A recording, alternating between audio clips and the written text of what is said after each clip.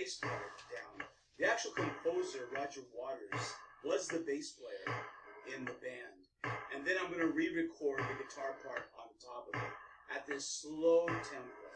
So here we go. 1,